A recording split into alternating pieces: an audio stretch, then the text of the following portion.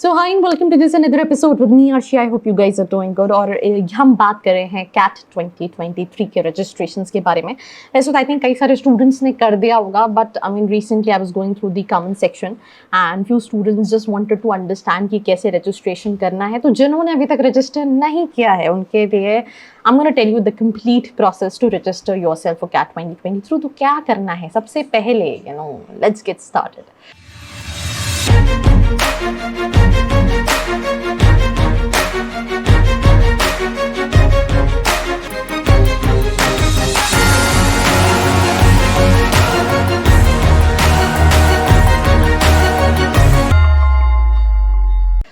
तो सबसे पहली चीज़ स्टार्ट करने से पहले गूगल पे जाना है, कैट सर्च करना है. अब जैसे ही कैट सर्च करोगे आपके पास एक वेबसाइट आ जाएगी. आपको वो वेबसाइट को ओपन करना है. वेबसाइट का आप जैसे ऊपर URL देख रहे हैं iimcat.ac.in.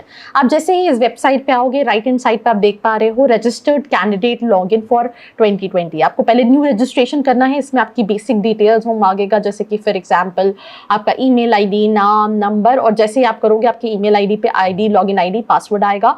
और यहाँ पे आपको दोबारा से आके सेकंड वाले ऑप्शन में registered candidate login for CAT 2023 पे जाना है एंड लॉगिन करना है. अब आप जैसे ही लॉगिन पे क्लिक करेंगे, यहाँ पे आपका यूजर आईडी, पासवर्ड है और नीचे कैप्शंस को डालना है.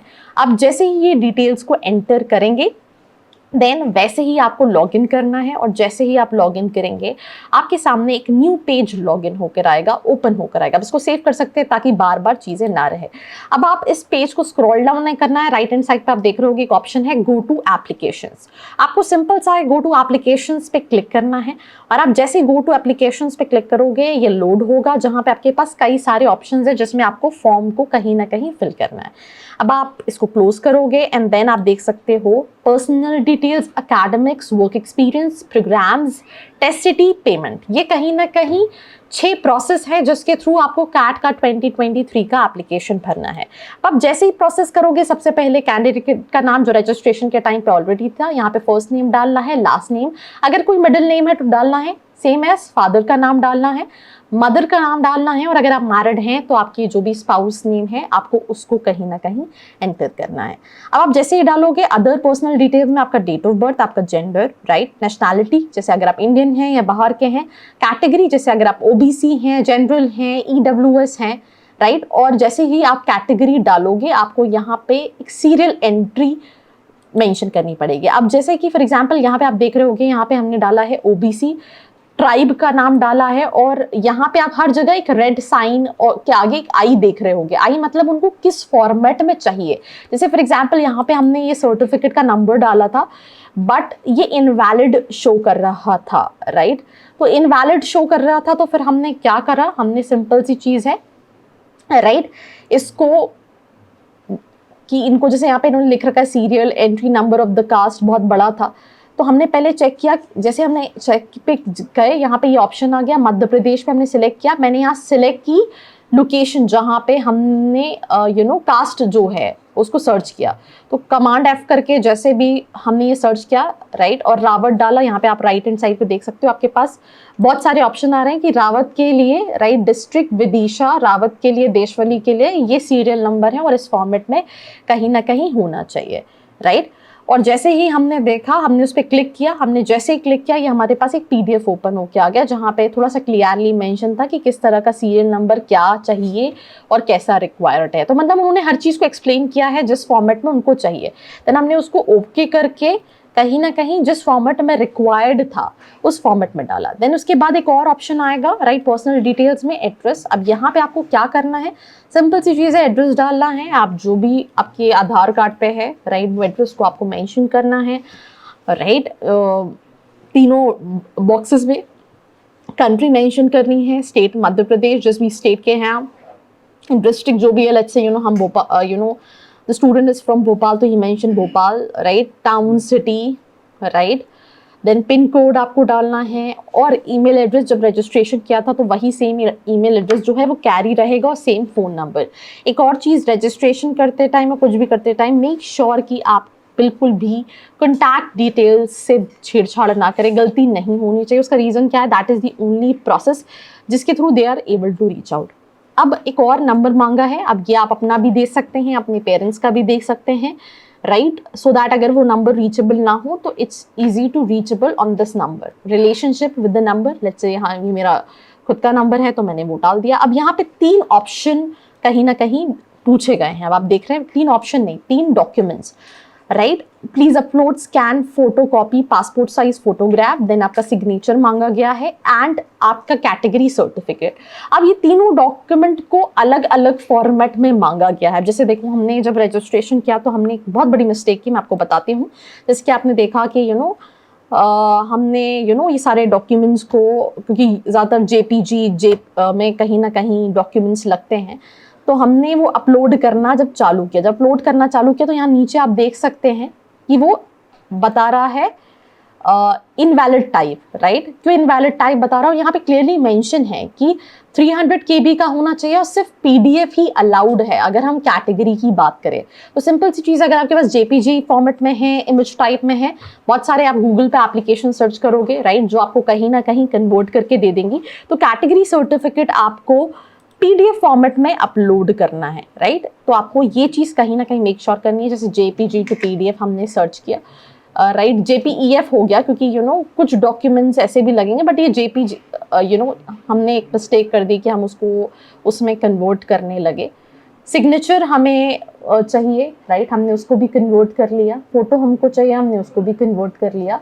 बट यहाँ पे कुछ मिस्टेक हुई है जो मैं आगे थोड़ा सा आपको बताऊंगी, राइट। देन सबसे पहले अब हम बात करें कि हमें कास्ट जो है वो पीडीएफ चाहिए, तो हमने इसको जेपीजी, हमने ये पहले वाला पढ़ लिया था, हमने कहीं ना कहीं नहीं पढ़ा। तो सिंपल सी चीज़ है, जेपीईजी से हमने पहले इसको कन्वर्ट किया जेपीईजी में, देन हमने उसको पीडीएफ में, जेपीजी को पीडीएफ में कन्वर्ट कर लिया। कन्वर्ट कर लिया, हमारे पास ऑप्शन आ गया। देन सिंपल सी चीज़ है, ये तीनों डॉक्यूमेंट्स हमने डाउनलोड करके, राइट, सेव कर लिए और अपलोड कर दिए, राइट। तो हम आ गए वापस, यहाँ पे हमने सिलेक्ट कर लिया, क्लोज कर लिया, कास्ट सर्टिफिकेट, सिग्नेचर, राइट। यहाँ पे अब आप अगेन मैं कहूँगी, मैं थोड़ा सा रिवर्स बैक में जाऊँगी, राइट, और इसको प्ले करूँगी। अब आप देखेंगे कि यहाँ पे जब हम फोटो सिलेक्ट कर रहे हैं, राइट, तो आप देख रहे हैं जब हम हैं जो स्किप हो गई है, बाद में इशू हो, सेव एंड नेक्स्ट पे आ गए। देन यहाँ पे कई सारे क्वेश्चंस पूछे गए हैं, राइट, जिसमें आपकी अकेडमिक से रिलेटेड क्वेश्चंस हैं। जैसे फॉर एग्जांपल हमने फर्स्ट स्टेप कंप्लीट किया जहाँ पे हम पर्सनल डिटेल्स की बात कर रहे थे। अब ये सेकंड टाइप है जहाँ पे हम अकेडमिक्स, जिसमें मोर और लेस आपका 10th 12th ग्रेजुएशन इनके बारे में पूछा जाएगा। जैसे यहाँ पे देखो 10th का पूछा गया है, बोर्ड नेम, मंथ, कौन से ईयर में कंप्लीट किया था, मैक्सिमम मार्क्स क्या थे, टोटल मार्क्स ऑब्टेन्ड क्या थे, परसेंटेज क्या था, राइट। तो यहाँ पे आप जिस भी बोर्ड से आपने अपना 10th किया है आप वो सिलेक्ट कर सकते हो, राइट। स्टेट बोर्ड से है या फिर सीबीएसई है, कौन से मंथ में है, कौन से ईयर में है, कितने टोटल मार्क्स ऑब्टेन्ड थे, राइट, आप वो मेंशन कर सकते हो यहाँ पे, ठीक है। जैसे ही आपने टोटल मार्क्स मेंशन किए और मेंशन मैक्सिमम मार्क्स मतलब कितने मार्क्स का था, और आपने अगर मेंशन किया कितना क्या है, तो यहाँ पे एग्रीगेट परसेंटेज आप मेंशन करोगे, राइट।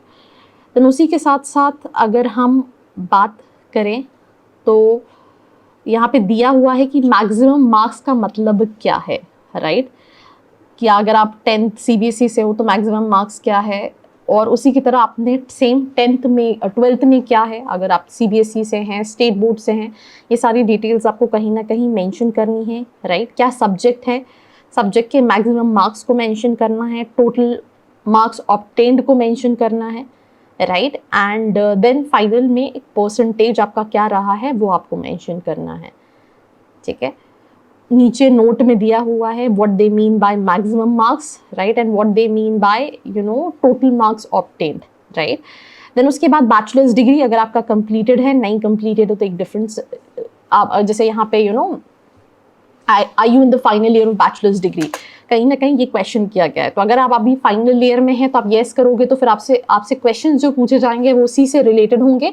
बट यहाँ पे हम जो फॉर्म भर रहे हैं they have already completed their graduation, that is the reason यहाँ पे फिर वो कहीं ना कहीं अपनी डिटेल्स डाल सकते हैं। डिटेल्स में क्या है, सिंपल सी चीज़ है कि आप कौन सी यूनिवर्सिटी है, central, deemed, foreign, IITs, NITs, private, state, others, आपने ऑप्शन स्टेट किया, स्टेट यूनिवर्सिटी कौन से स्टेट की है, यूनिवर्सिटी का क्या है, आपने सारी चीज़ें मेंशन की, कॉलेज इंस्टीट्यूशन का नेम, डिग्री का नेम, जैसे अगर आप बीटेक कर रखा है या बीबीए कर रखा है या बीकॉम कर रखा है या बीए कर रखा है, राइट, किस स्ट्रीम में है, राइट, सारी चीज़ें आपको सिलेक्ट करनी है।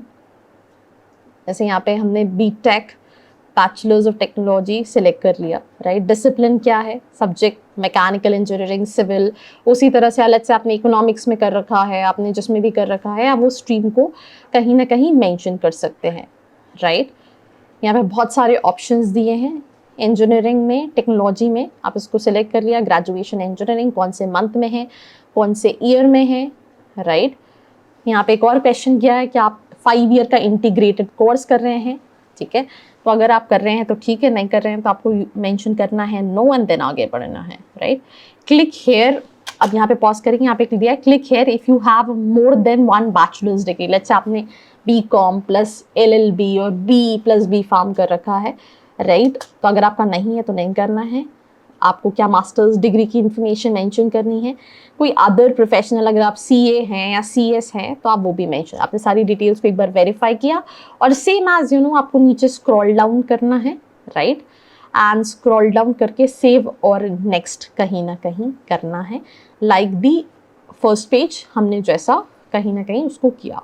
आप एक बार डिटेल सारी वेरीफाई कर लें, your institution name, your percentage and each and everything, so that you know बाद में कहीं ना कहीं बहुत सारे स्टूडेंट्स के साथ ये होता है that they got stuck, right, कि फॉर्म भरते टाइम हम थोड़ा सा you know presence of mind में नहीं भरते, देन लेटर ऑन रियलाइज कि यार ये गलती हो गई and then we got a lot of worried कि यू नो इसको कैसे रिकरेक्ट करें, होगा या नहीं होगा and blah blah blah.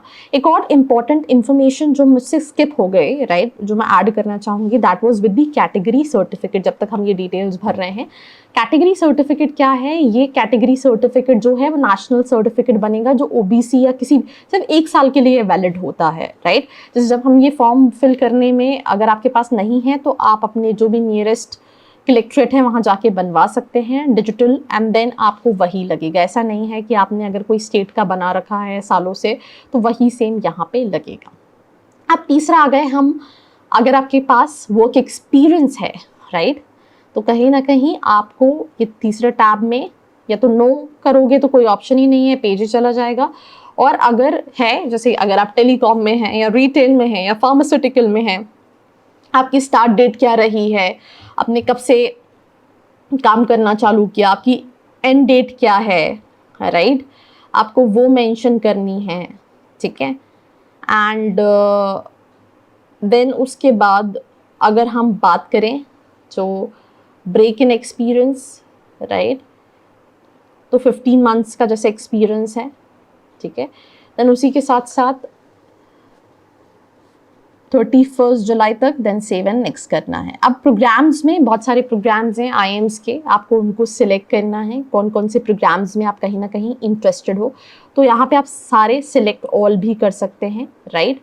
And city preference obviously कि देन आप लेट्स से आपको पहले अहमदाबाद चाहिए, देन बैंगलोर चाहिए, राइट, तो sorry I am so sorry, यहाँ पे आपको इंटरव्यू सिटी प्रेफरेंस को सिलेक्ट करना है। लेट्स से अगर आप आईएम अहमदाबाद के पीजीपी प्रोग्राम के लिए जाना चाह रहे हैं तो आपकी interview city preference let's say Delhi है, या फिर अगर आप यू नो आईएम अहमदाबाद के पीजीपी एफएबीएम प्रोग्राम के लिए जा रहे हैं तो आपकी प्रेफर्ड सिटी क्या है, ऐसे ही आईएम अमृतसर के एमबीए प्रोग्राम के लिए, तो यहाँ पे आपको सारे कॉलेजेस के साथ साथ जो सिटीज़ हैं जहाँ पे आप प्रेफरली इंटरव्यू देने में इंटरेस्टेड होंगे, ऑप्शंस दिए हुए हैं, आपको उन्हीं ऑप्शंस में से कहीं ना कहीं अपनी प्रेफर्ड सिटीज़ को सिलेक्ट करना है, राइट।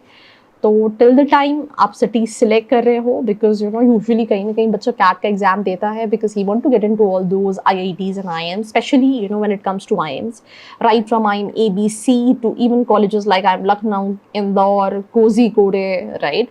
तो आपके पास इस साल यू नो आईएम मुंबई का भी ऑप्शन है, बिकॉज आई होप आप सभी को पता होगा कि निटी मुंबई जो है वो आईएम बॉम्बे के नाम में कन्वर्ट हो चुका है। एंड ये सारी डिटेल्स डालने के बाद फिर आपको नीचे एक ऑप्शन दिख रहा होगा, that is please test city select करते time be very specific, right. ऐसा ना हो कि आप कोई ऐसी सिटी डाल दो जहां आप इंटरव्यू देने नहीं जा पाओ। तो जो भी आपकी नियरेस्ट सिटी है जिनके ऑप्शंस दिए हुए हैं आप उसको सिलेक्ट कर सकते हो, राइट। जैसे मैंने यहाँ पे ज़्यादातर दिल्ली, मुंबई जो मतलब इजी टू लोकेट सिटीज़ हैं उनको सिलेक्ट किया है। उसी तरह से आप भी सिलेक्ट कर सकते हैं।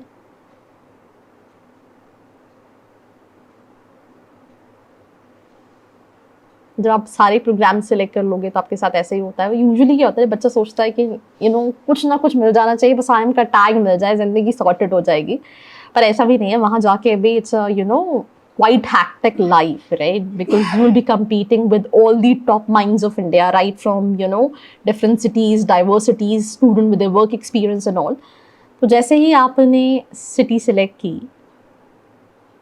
Then we'll move to the next step, और नेक्स्ट स्टेप है टेस्ट सिटी। सो जैसे ही आपने टेस्ट सिटी सेलेक्ट की, प्रोग्राम सेलेक्ट किए, टेस्ट सिटी आ गई है। अब यहाँ पे आपकी जो भी, लेट्स से अगर आप MP के हैं तो आपकी पहली preference can be Indore, Bhopal. आपने सेकंड स्टेट सिटी सेलेक्ट कर ली, it can be whatever nearest city जहाँ पे आप रहते हैं। जैसे यहाँ पे अगर हम MP के हैं तो भोपाल, इंदौर, ग्वालियर, जबलपुर, राइट। देन उसके बाद सागर, उज्जैन, राइट। तो ऐसे आपके पास 6 सिटी के प्रेफरेंस है और इनमें से कुछ भी मिल सकता है। लास्ट ईयर तो ऐसा हुआ था कि बच्चे ने भोपाल से लेके उसकी जो लास्ट प्रेफरेंस सिटी है उसको वो कहीं ना कहीं मिली थी। यूजुअली क्या होता है कि ज़्यादातर केसेस में ये रहता है, क्योंकि इतनी सारी टेस्ट सिटीज़ रहती हैं, जो स्टूडेंट की पहली दूसरी प्रेफरेंस होती है यूजुअली उसको वो प्रेफरेंस मिल जाती है। बट लास्ट ईयर पता नहीं क्या हुआ, इट माइट बी एक्सीडेंटल और समथिंग लाइक दैट, बच्चे ने जो लास्ट प्रेफरेंस रखी थी उसको कहीं ना कहीं वो मिली। नाउ जैसे आप टेस्ट सिटी सिलेक्ट करने लेंगे 6 ऑप्शन, उसके बाद लास्ट ऑप्शन आएगा पेमेंट का, राइट। सिंपल सी चीज़, आप एक बार प्रिव्यू कर सकते हैं, बहुत इंपॉर्टेंट है। रिव्यू क्यों करना इंपॉर्टेंट है कि आपने जो डिटेल्स डाली हैं वो सारी सही हैं, नहीं सही हैं। आप चाहो तो उसको एज PDF सेव भी कर सकते हो कि मैं एक बार PDF वेरीफाई कर लूँ एंड देन कहीं ना कहीं पेमेंट के लिए प्रोसीड करूँ। बिकॉज पेमेंट के बाद 2400 का फॉर्म है, राइट, जिसको आप नेट बैंकिंग, कार्ड, किसी को भी यूज़ करके जो है वो कहीं ना कहीं पेमेंट आप कर सकते हैं। तो आपने प्रीव्यू किया सारी डिटेल्स, राइट, एक बार आपने चेक की आपके एकेडमिक्स, आपका मार्क्स, आपका एक्सपीरियंस आपने जो डाल रखा है, आपने जो प्रोग्राम सिलेक्ट कर रखे हैं, आप एक बार सारी चीज़ें रीवेरीफाई कर सकते हो।